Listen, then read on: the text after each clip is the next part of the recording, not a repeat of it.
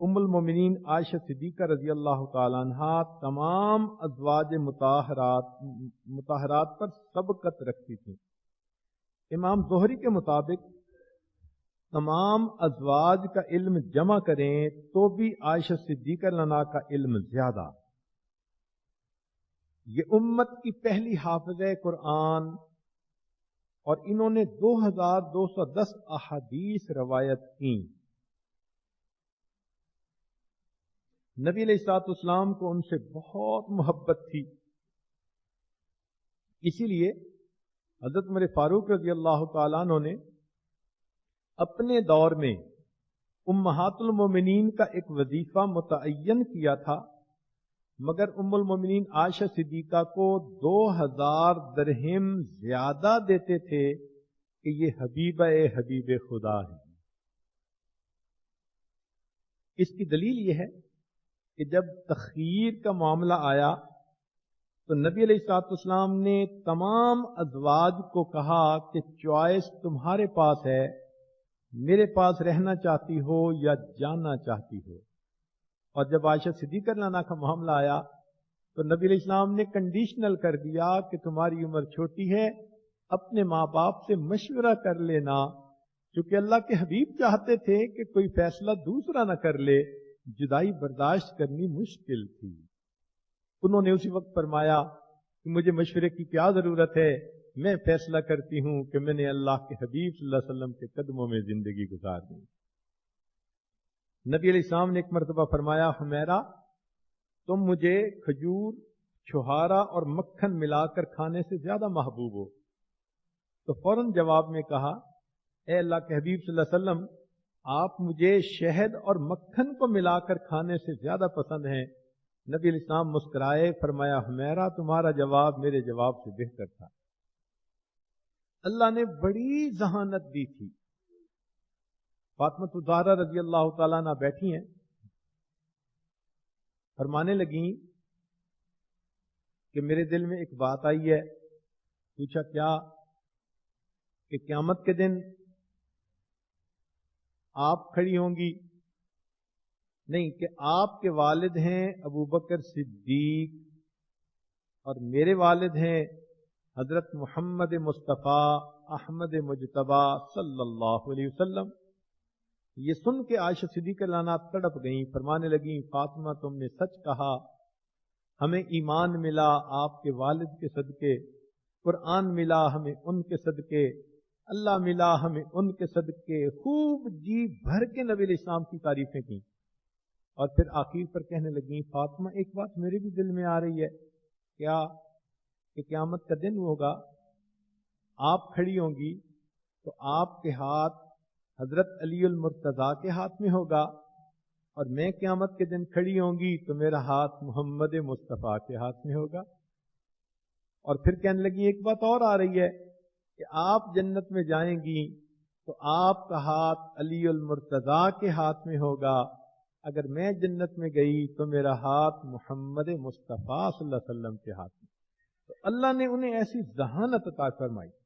فرماتی تھیں کہ میرے اندر 10 صفات اللہ نے ایسی رکھیں جو باقی بیویوں کو نہیں عطا فرمائیں۔ سب سے پہلی صفت کہ میں نے جبرائیل علیہ السلام کو اس کی اصلی حالت میں دیکھا اور انہوں نے مجھے سلام بھیجے۔ دوسری بات کہ میں ہی تھی جو کنواری حالت میں نبی علیہ السلام کی خدمت میں پیش ہوئی۔ تیسری صفت کہ میں ہی ہوں کہ جس کے ماں اور باپ دونوں مہاجرین میں سے، اور میں ہی ہوں کہ جس کے بستر پر اللہ رب العزت کی طرف سے وحی اترتی تھی، اور میں ہی ہوں کہ نبی علیہ السلام نے جن کے ساتھ ایک وقت میں ایک برتن کے پانی سے غسل فرمایا، اور میں ہی ہوں کہ جن کی گود میں نبی علیہ الصلوۃ والسلام نے وفات پائی، اور میں ہی ہوں جس کے حجرے میں نبی علیہ الصلوۃ والسلام نے وفات پائی، اور میں ہی ہوں جس کے حجرے میں اللہ کے حبیب صلی اللہ علیہ وسلم مدفون ہوئے۔ اور 10ویں صفت کہ جنگ بدر میں میرے دوپٹے کو اللہ کے حبیب نے اسلام کا جھنڈا بنا کر لہرایا۔ اب المومنین کا ایک واقعہ جو یہاں بتانا ہے وہ یہ کہ نبی علیہ الصلوۃ والسلام کی عادت مبارکہ تھی کہ جب کسی غزوہ پر تشریف لے جاتے تو اپنی ازواج میں سے کسی نہ کسی کو اپنے ساتھ لے کر جاتے تھے۔ غزوہ بنی مستلق، اس میں عائشہ صدیقہ رضی اللہ تعالیٰ عنہا ساتھ تھیں۔ جب واپسی آنے کا وقت تھا تو فرماتی ہیں کہ میں قضائے حاجت کے لیے گئی، کیونکہ پھر گھنٹوں اونٹ کے اوپر بیٹھنا ہوتا تھا، اور جب میں واپس آئی تو آنے پر لوگوں نے دیکھ تو لیا کہ میں آ گئی ہوں، مگر میں نے محسوس کیا کہ میرا ایک ہار تھا وہ کہیں ٹوٹ کر گر گیا، تو میں ہار دیکھنے دوبارہ چلی گئی۔ ابھی میں ہار ڈھونڈ ہی رہی تھی کہ پیچھے کوچ شروع ہوا، تو جو لوگ میری پالکی کو اٹھا کر اونٹ پر رکھتے تھے وہ آئے، اور کئی لوگوں نے مل کر پالکی اٹھائی اور اونٹ کے اوپر رکھ دی۔ میری عمر بھی چھوٹی تھی، وزن بھی تھوڑا تھا، ہلکی پھلکی سی تھی، ان کو یہ پتہ بھی نہ چلا کہ میں اندر بیٹھی ہوں یا نہیں بیٹھی، اور اس طرح قافلہ روانہ ہو گیا۔ جب میں ہاتھ ڈھونڈ کر واپس آئی تو میں نے دیکھا کہ وہاں تو اونٹ ہی نہیں ہے، تو میں انتظار میں بیٹھ گئی کہ اللہ کے حبیب صلی اللہ علیہ وسلم جب نوٹ کریں گے اس چیز کو تو ضرور میری خبر لیں گے۔ اب وہاں بیٹھے بیٹھے مجھے نیند آئی، رات کا وقت تھا، میں سو گئی، قافلہ روانہ ہو گیا۔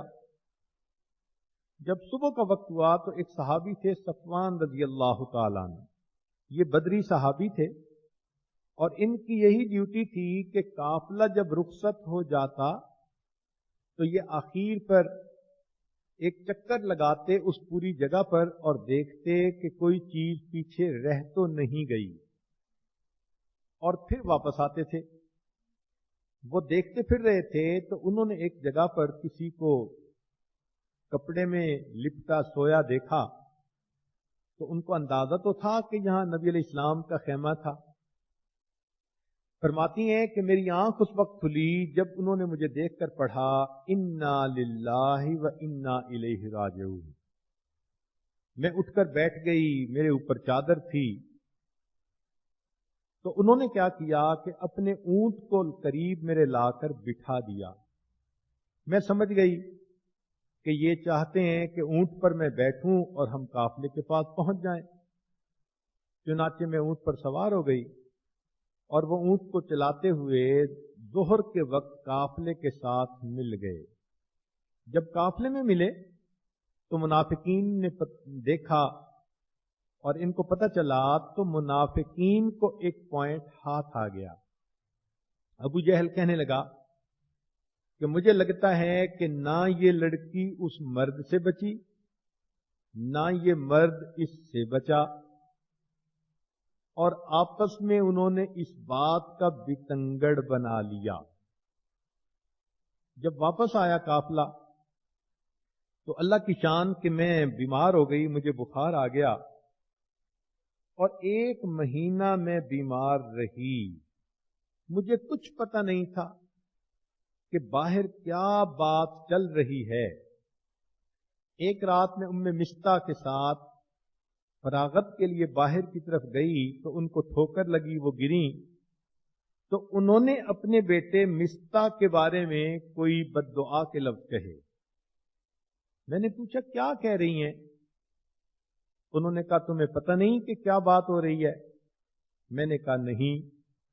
تب انہوں نے بات کھولی کہ تمہارے اس طرح آنے پر لوگوں نے تم پر بہتان لگا دیا، اور یہ بات ٹاک آف دی ٹاؤن بن گئی ہے۔ اب جو میں نے سوچنا شروع کیا تو میں نے بھی فیل کیا کہ واقعی پہلے میں بیمار ہوتی تھی تو اللہ کے حبیب صلی اللہ علیہ وسلم میری بہت دلداری فرمایا کرتے تھے، بہت دل جوئی فرمایا کرتے تھے، اور آج اللہ کے اور اس مرتبہ میں بیمار تھی تو آپ تشریف لاتے اور مجھ سے پوچھتے عائشہ تم کیسی ہو، میں بتا دیتی، آپ چلے جاتے۔ اب میں جب واپس گھر آئی تو اللہ کے حبیب صلی اللہ علیہ وسلم تشریف لائے. میں نے جب دیکھا تو اللہ کے حبیب صلی اللہ علیہ وسلم نے نگاہیں ملانے کی بجائے چہرہ انور دوسری طرف کر لیا. آپ صلی اللہ علیہ وسلم کی خاموش نگاہوں نے مجھے بہت کچھ سکھا دیا. میں نے اتنی بات کہی کہ مجھے اپنے والد کے گھر جانے کی اجازت دیں. نبی علیہ السلام نے اجازت دے دی. فرماتی ہیں جب میں والد کے گھر داخل ہوئی تو میں نے دیکھا کہ میرے والد کا رو رو کر برا حال اور بیٹھے قرآن کی تلاوت کر رہے ہیں، اور میری والدہ کا رو رو کر برا حال. میں نے اپنی والدہ سے پوچھا کہ کیا معاملہ ہے؟ تو والدہ نے اتنی بات کہی کہ بیٹی، جو لڑکی خوبصورت ہو اور اس کی سونکنے بھی ہوں تو اس قسم کی باتیں تو اس کے بارے میں ہو ہی جاتی ہیں. اب میں گھر کے کونے میں آ کر بیٹھ گئی اور سوچنے لگی کہ مجھے کیا کرنا چاہیے. دل میں خیال آیا کہ مجھے اپنے رب کی طرف رجوع کرنا چاہیے. دیکھیے، سیدہ عائشہ صدیقہ رضی اللہ تعالیٰ عنہ وہی کر رہی ہیں جو یعقوب علیہ السلام نے کیا. ایک صدمہ ملا، ایک غم ملا، دکھ ملا. اب اس کے بعد وہ کسی سے کوئی زیادہ بات نہیں کر رہی. مصلی بچھایا اور اللہ کی عبادت میں لگ گئیں، دعا کرنے میں لگ گئیں. کونے میں دیکھ کر ماں پریشان ہوئی، آ کے پوچھا بیٹی کیا کرنا چاہ رہی ہو؟ وہ سوچ رہی تھی کہ ایسا نہ ہو بیٹی کوئی سنگین قدم اٹھا لے. تو انہوں نے کہا کہ امی بس میں اللہ کی طرف رجوع کر کے بیٹھی ہوں. ہائی کورٹ مجھ سے ناراض ہے اور میں اس وقت سپریم کورٹ کا دروازہ کھٹکھٹانے لگی ہوں. چنانچہ عائشہ صدیقہ رضی اللہ عنہا فرماتی ہیں میں سجدے میں پڑھ کے رو رو کے دعائیں مانگنے لگی. اے مظلوموں کے دستگیر، اے کمزوروں کے ساتھ دینے والے داتا، اے غمزدوں کو دلاسا دلانے والے پروردگار، اے ٹوٹے دلوں کو اطمینان دینے والے آقا. آپ کے یوسف علیہ السلام پر بہتان لگا، آپ نے معصوم بچے سے دور کروایا. مریم پر بہتان لگا، آپ نے بچے سے گواہی دلوائی. آج آپ کے پیارے حبیب صلی اللہ علیہ وسلم کی حمیرہ آپ کے دروازے پر فریادی بن کر آئی ہے. اے کریم، جب تک دروازہ نہ کھولے گا میں اپنا سر نہیں اٹھاؤں گی. ادھر سیدہ کا یہ حال کہ اللہ سے تار جوڑی ہوئی ہے، فریاد کر رہی ہیں، اور دوسری طرف یہ معاملہ کہ نبی علیہ الصلوۃ والسلام نے صحابہ رضی اللہ عنہم کی مجلس مشاورت قائم فرمائی. چنانچہ صحابہ رضی اللہ عنہم بیٹھے ہیں. صدیق اکبر عنہ تو گھر تھے، باقی صحابہ موجود تھے. نبی علیہ السلام نے پوچھا کہ دیکھو بھئی، یہ جو باتیں منافقین نے پھیلا دی ہیں اس بارے میں آپ لوگ کیا کہتے ہیں؟ بعض صحابہ کے سسکیوں کی آواز آتی تھی، آنسو برس رہے تھے، سب غم زدہ تھے، سب کے دل دکھی تھے. اللہ کے حبیب صلی اللہ علیہ وسلم کا غم کسی سے برداشت نہیں ہو پا رہا تھا. جب نبی علیہ السلام نے پوچھا تو حضرت عمر فاروق رضی اللہ عنہ بولے، اے اللہ کے حبیب صلی اللہ علیہ وسلم، اللہ تعالیٰ نے آپ کے جسم پر نجس مکھی کو کبھی نہیں بیٹھنے دیا. اللہ نے آپ کو اتنا پاک پیدا فرمایا، تو جب جسم اطہر پر نجس مکھی بھی نہیں بیٹھ سکتی تو یہ کیسے ممکن ہے کہ آپ کی شریکہ حیات ایسا فحش کام کرے؟ سبحانک ھذا بہتان عظیم. میں تو سمجھتا ہوں کہ یہ بہت بڑا بہتان ہے. نبی علیہ الصلوۃ والسلام کے دل کو تھوڑا تسلی ملی. عثمان غنی اللہ عنہ سے پوچھا، عرض کیا، اے اللہ کے نبی صلی اللہ علیہ وسلم، اللہ تعالیٰ نے آپ کا سایہ زمین کے اوپر نہیں پڑنے دیا کہ کسی کا پاؤں